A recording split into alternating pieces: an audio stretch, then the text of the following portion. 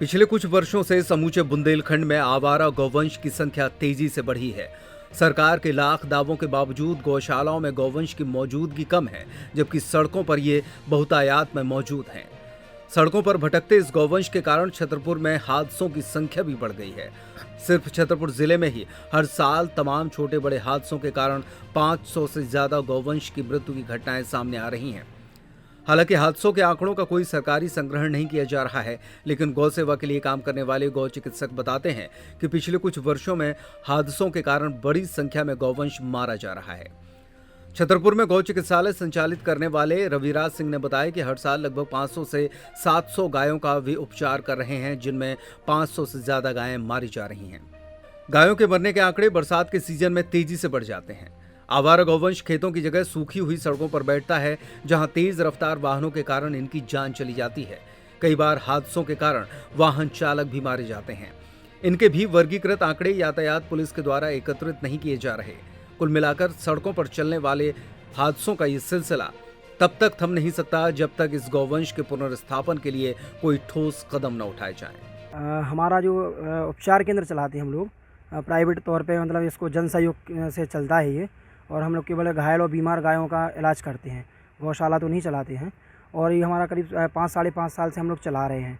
इस पे हमारी मतलब स्वयं एक भगवान की सेवा के माध्यम से हम लोग करते हैं कि इनके माध्यम से हम कान्हा जी की सेवा करें या भगवान जी की सेवा करें, क्योंकि हमारी गौ माता में 33 कोटि देवता वास करते हैं। तो एक प्राणी को अपन सेवा करके पूरे भगवान की सेवा करते हैं अपन, और इसी माध्यम से अपन सेवा करते रहते हैं। और शहर में जहाँ भी घायल गाय रहती हैं, कोई भी कंडीशन में रहती है, हम लोग वहाँ पहुँचकर उनको रेस्क्यू करते हैं, या कुआं में गिर जाए, कोई भी कंडीशन होती है गौ माता के कष्ट में रहती है, हम लोग पहुँच करके उनकी सेवा करते हैं। हम लोगों की वैसे तो 15 लोगों की टीम है। थोड़ी बहुत हम लोग अपने निजी खर्चे से निकालते हैं, बाकी जन सहयोग से चलता है हमारा, जो कि निरंतर अभी चल रहा है और आगे भी गौ माता की इच्छा से चलता रहेगा। कितने वर्षों से कार्य कर रहे हैं? हमारा 5.5 साल हो गया करते करते हम लोगों को। हम लोग करीब 6 से 7 हज़ार गायों का इलाज कर चुके हैं, और समथिंग पूरा रेस्क्यू करें तो 8 से 9 हज़ार गायों की सेवा कर चुके हैं हम लोग। बरसात की कही जाए तो सबसे ज़्यादा क्या होता है कि बरसात के मौसम में सभी गौवंश और जो किसान या गौपालक होते हैं वो सड़कों पर गौवंश को छोड़ देते हैं दूध ना देने की स्थिति में, क्योंकि खेतों में पानी भर जाता है तो रोड पर मच्छर के कारण बैठते हैं वो, और एक्सीडेंट का शिकार होकर के कई तो घायल हो जाते हैं, जिनकी कमर या पैर फ्रैक्चर या अदर जगह पे उनको चोट आती है, वो मृत हो जाते हैं। और या ले भी आते हैं हम लोग तो मतलब उनकी 10 से 15 दिन लाइफ रहती है, वो बहुत ही मतलब स्थिति गंभीर में ख़त्म हो जाते हैं। और इस बरसात में समथिंग हमारे 3 महीने की या 4 महीने की रहती है। इस बीच में कम से कम 250 से 300 गौवंश मरते हैं, और पूरे साल भर में कम से कम 500 से 700 गौवंश मरते हैं। केवल छतरपुर ज़िले के अंदर की स्थिति है ये। और अगर शहर की बात माने तो कम से कम 250-300 गौवंश मरते ही हैं। ये 20 से 25 पर डे गौवंश मरते हैं। छतरपुर में ही दर्जनों गौशालाएं संचालित हो रही हैं। शासन ने करोड़ों रुपए खर्च कर छतरपुर जिले में ग्राम पंचायत स्तर पर लगभग 100 गौशालाओं के निर्माण का काम शुरू किया था, जिनमें से अनेक गौशालाएं बनकर तैयार हो चुकी हैं।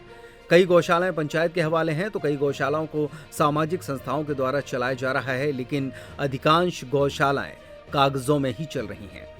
कई गौशालाएं ऐसी हैं जहां क्षमता से अधिक पशु हैं, इसलिए अब इनमें नए गौवंश को रखने से मना कर दिया जाता है। यही वजह है कि गौवंश गौशालाओं की जगह सड़कों पर नजर आ रहा है। सड़कों पर हादसों के कारण कई बार जिला कलेक्टर संदीप जीआर ने छतरपुर के तमाम नगरपालिका अधिकारियों और ग्राम पंचायतों को निर्देश दिए हैं कि गौवंश को गौशालाओं में रखा जाए, लेकिन ये निर्देश कागज के टुकड़े से ज्यादा कोई अहमियत नहीं रखते।